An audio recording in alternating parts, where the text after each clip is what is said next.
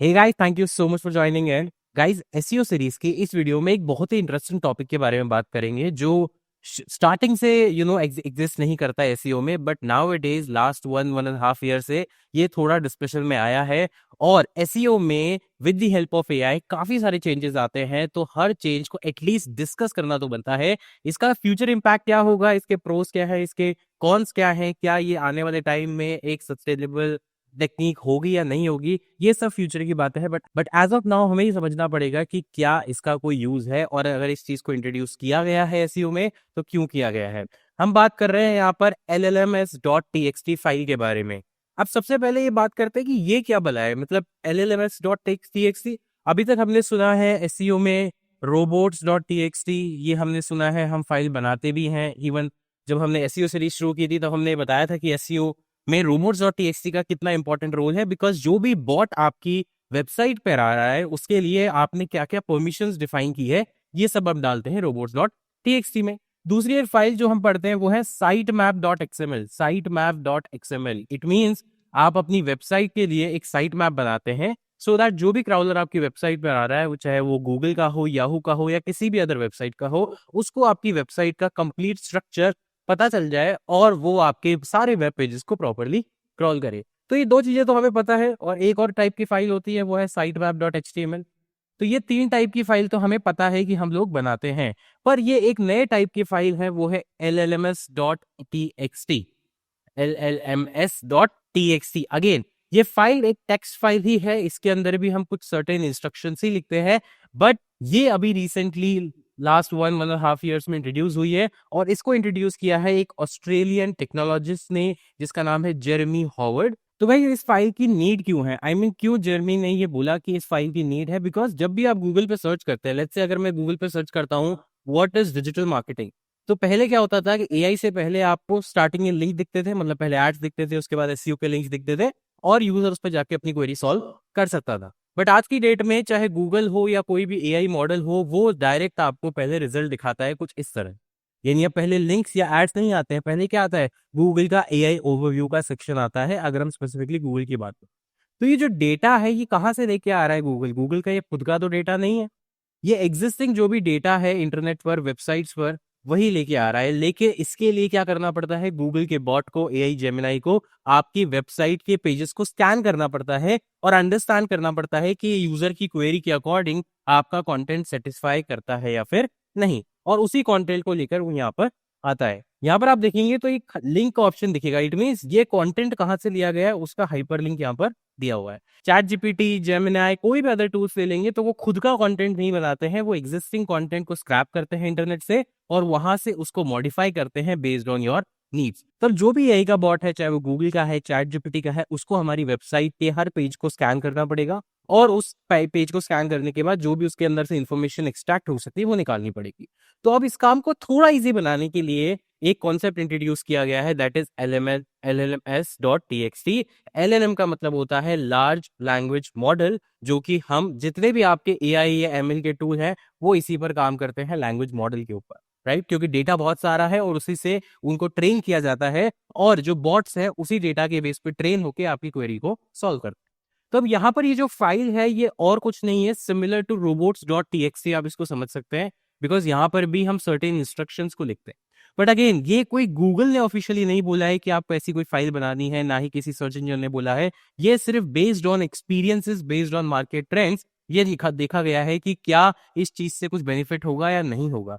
llms.txt file है, उसकी अगर हम बात करें तो यहाँ पर अगर जो मैंने आपको अभी बताया बैकग्राउंड, तो रिसेंटली जो कॉन्सेप्ट इंट्रोड्यूस हुआ था ये सितंबर 3 2024 में इंट्रोड्यूस हुआ था, और इसके पीछे जो पर्पस था वो क्या है, large language model increasingly rely on website information but face a critical limitation.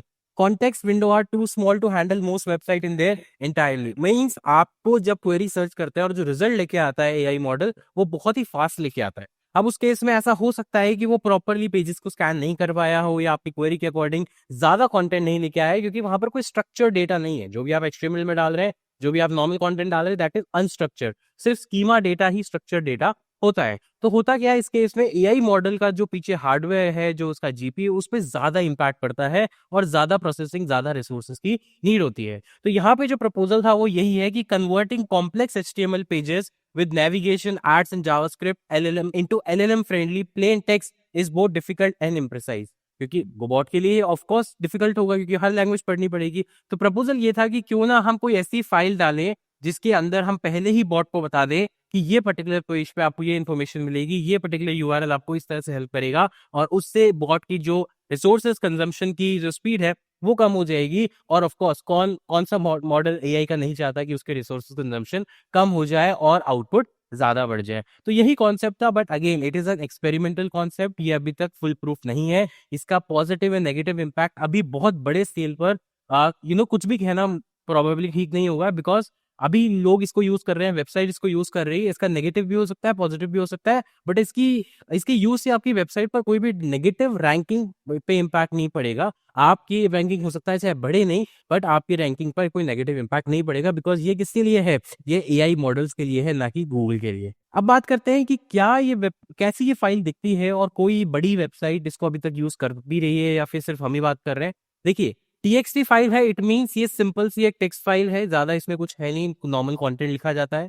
और अगर आप यहाँ पर देखेंगे, मेक माई ट्रिप जैसी एक बड़ी वेबसाइट, रिनाउंड वेबसाइट भी इसको यूज कर रही है। अगर आपको जाके देखना है तो makemytrip.com/llms.txt फाइल आप डालेंगे। वैसे ही किसी भी वेबसाइट के लिए हम robots.txt को एक्सेस करते हैं, sitemap.xml को एक्सेस करते हैं, वैसे ही किसी भी वेबसाइट जो इसको यूज कर रही है आपको सिर्फ llms.txt या फिर एक और इसकी फाइल का वर्जन है वो है llms/full.txt, इसमें और डिटेल में इंफॉर्मेशन आप डालते हैं। तो ये दोनों ही फाइल फॉर्मेट ठीक है और दोनों ही वाइडली यूज होते हैं। एक्सपेरिमेंटल स्टेज में है, इसलिए अभी कुछ भी कहना मुमकिन नहीं है।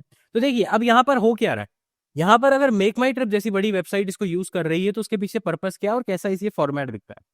llm.txt फॉर makemytrip.com, हैश लगा के पूरा लिख दिया। हैश का मतलब है कमेंट आपने लिखा। फर्स्ट हैश में ओनर कौन है, ओनर है Make My Trip India private limited, contact information यहाँ है, वेबसाइट इसकी ये है, बेसिक इन्फॉर्मेशन दे दी। देन उसके बाद मेक माई ट्रिप क्या करती है, मेक माई ट्रिप क्या करती है, तो देखिए यहाँ पे लिखा हुआ है मेक माई ट्रिप ओवरव्यू। अब अगर एआई बॉट आता और वेबसाइट को एक्सट्रैक्ट करता, उसके कंटेंट को एक्सट्रैक्ट करता, तो होम पेज से इंफॉर्मेशन निकालता, तो अपना पूरा कंटेंट एक्सट्रैक्ट करने के बाद वो अपने बेस पर, यूजर की क्वेरी के बेस पे डेटा को ऑर्गेनाइज करता। यहाँ पे हमने क्या किया, यहाँ पे पहले ही इंफॉर्मेशन दे दी कि मेक माई ट्रिप क्या करती है। Make My Trip is a leading online travel agency providing flights, hotels, train, bus, cab, visa, holiday package, forex travel etcetera. तो मतलब पहले ही मैंने गाइडेड कंटेंट दे दिया, किसको, एआई मॉडल को। एआई मॉडल को मैंने क्या दे दिया, एक गाइडेड स्ट्रक्चर्ड कंटेंट दे दिया, नॉट स्ट्रक्चर्ड क्योंकि स्कीमा डेटा होता है, बट गाइडेड कंटेंट दे दिया। इससे डायरेक्टली एआई बॉट यहाँ पर आ सकता है और इसको स्टडी कर सकता है या फिर इसको एक्सेस कर सकता है। ऐसे ही आप और थोड़ा नीचे आएंगे तो और क्या लिखा हुआ है यहाँ पे, की फीचर्स, यानी इस वेबसाइट के की फीचर्स क्या है, flight booking, hotel booking, holiday packages, business travel booking solution, trip ideas, train booking, bus booking, cab services, home stays, visa, gift, travel, ये सारी हैं। और उसके साथ क्या लिखा हुआ है, वन लाइनर। फ्लाइट बुकिंग में क्या लिखा हुआ है, search and book domestic and international flights. It means ये जो सर्विस है या की फीचर्स है वो क्या एक्सप्लेन कर रहे हैं उसको मैंने वन लाइन में लिख दिया। यही चीज एआई को एक्सट्रैक्ट करके निकालनी पड़ती है और मैंने क्या किया, मैंने डायरेक्टली उसको एक गाइडेड कंटेंट दे दिया। और ये सारी सर्विसेज के लिए मैंने अपनी वेबसाइट पर, अपनी मतलब मेक माई ट्रिप ने अपनी वेबसाइट पर कर दिया। एंड सिमिलरली जो भी एसेंशियल पेजेस थे, यानी जो मेरे को लगता है कि मेरे इंपॉर्टेंट पेजेस हैं, उनको मैंने यहाँ पर डाल दिया। Home page, flight search, hotel search, holiday package, train, buses, car rental, trip. तो हुआ क्या, मैंने सारे पेजेस डाल दिए और देखो यहाँ पर मैंने क्या लिखा, होम पेज का main entry point for users, main entry point for users. मैंने गाइडेड कंटेंट दे दिया एआई को। सिमिलरली अगर फ्लाइट बुकिंग वाला, फ्लाइट सर्च वाला पेज है, उसके लिए हमने क्या लिखा है यहाँ पर, सर्च एंड बुक फ्लाइट्स, वैसे ही सर्च एंड बुक होटल्स। तो इट मींस गाइडेड कंटेंट आपने इसको दे दिया। तो ऐसे ही ये फाइल आप यूज कर सकते हैं, बना सकते हैं। जनरेट करना कोई बड़ी बात नहीं है, आप नॉर्मल टेक्स्ट फाइल भी बना सकते हैं या फिर देयर आर वेबसाइट जो कि llms.txt फाइल जनरेट करते हैं। जैसे robot.txt जनरेटर होता है, sitemap.xml जनरेटर होता है, वैसे ही इसका भी जनरेटर टूल होता है।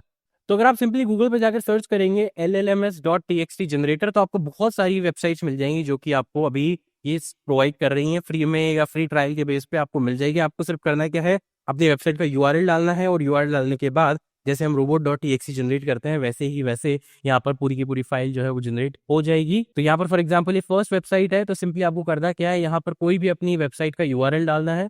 फॉर एग्जांपल मैं कोई एक छोटी वेबसाइट ले लेते हैं। अब यहाँ पे छोटी तो नहीं, मतलब एक मैंने कॉलेज दुनिया की वेबसाइट के जस्ट एन एग्जाम्पल लिया है और हम क्लिक करते हैं जनरेट के बटन पर। अब जितनी बड़ी वेबसाइट होगी ऑफकोर्स उतना ज्यादा टाइम लगेगा, और जितनी छोटी वेबसाइट होगी उतना छोटा टाइम लगेगा। तो देखो ये क्या कर रहा है, स्क्रैपिंग, एक्सट्रैक्टिंग, टाइटल, डिस्क्रिप्शन जो आपने दिया हुआ है उसी से निकाल रहा है। ऐसा नहीं कि कुछ अलग बना रहा है, उसी से निकाल रहा है। लेकिन उसके बाद जैसे ही एक बार जनरेट हो जाती है, आप इसको क्या कर सकते हैं, मॉडिफाई कर सकते हैं अपने अकॉर्डिंग। ये जरूरी नहीं है कि जो इसने निकाल के दिया वही आप एज इट इज यूज करें, आप उसको मॉडिफाई कर सकते हैं, क्योंकि बहुत ही सिंपल टेक्स्ट फाइल है, कोई कोडिंग नहीं है, कोई फिक्स फॉर्मेट नहीं है। सिंपली आपको टेक्स्ट वन लाइन में, हर लाइन में एक एक टेक्स्ट लिखना है बेस्ड ऑन कि आप क्या हाईलाइट करना चाहते हैं, आपके की फीचर्स क्या है, सर्विसेज क्या है, प्रोडक्ट्स क्या है, इन्फॉर्मेशन क्या है, या फिर आपका यूएसपी क्या है वेबसाइट का। ये सारी चीजें आप यहाँ से देख सकते हैं। अब बात करें इसका एडवांटेजेस एंड डिसएडवांटेजेस की, जब तक ये एक्सट्रैक्ट हो रहा है। देखिए यहाँ पर एक एक्सट्रैक्ट हो गया है, बड़ी वेबसाइट है तो ये पूरा का पूरा नहीं निकाल पाया होगा, मैं ये एज्यूम कर रहा हूँ, लेकिन थोड़ा थोड़ा इसने निकालना शुरू कर दिया है। फॉर एग्जांपल कोई बीटेक का पेज है, तो बीटेक के पेज पे क्या लिखा है, एक्सप्लोर बीटेक एडमिशंस,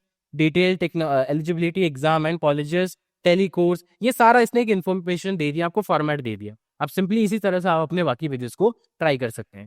गाइस इस वीडियो के लिए इतना ही, मिलता है आपसे नेक्स्ट वीडियो में, तब तक के लिए take care, thank you so much, have a nice.